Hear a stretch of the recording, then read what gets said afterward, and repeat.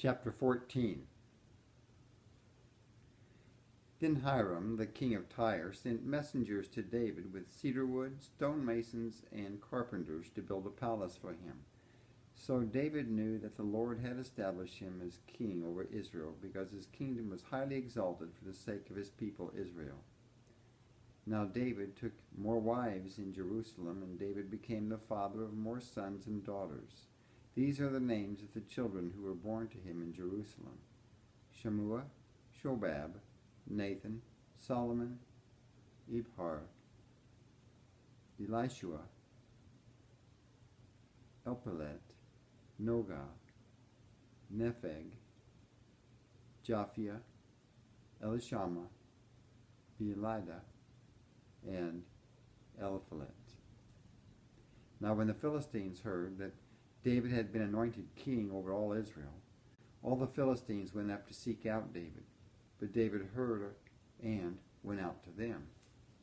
So the Philistines came and raided the valley of Rephaim. Then David inquired of the Lord, saying, "Should I go up against the Philistines?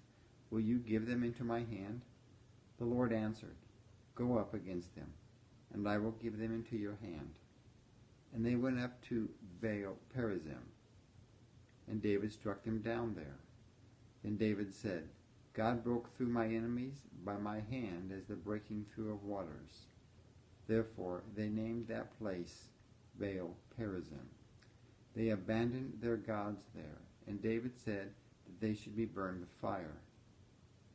Now the Philistines raided the valley once more, and David again inquired of God, and God answered him, "Do not go up after them, but turn around behind them and come to them in front of the balsam trees.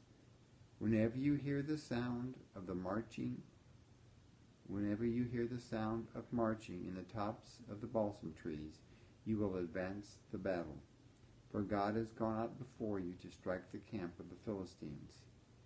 David did just as God commanded him, and they struck the camp of the Philistines from Gibeon as far as Gezer. So the fame of David went out in all the lands, and the Lord put the dread of him on all the nations.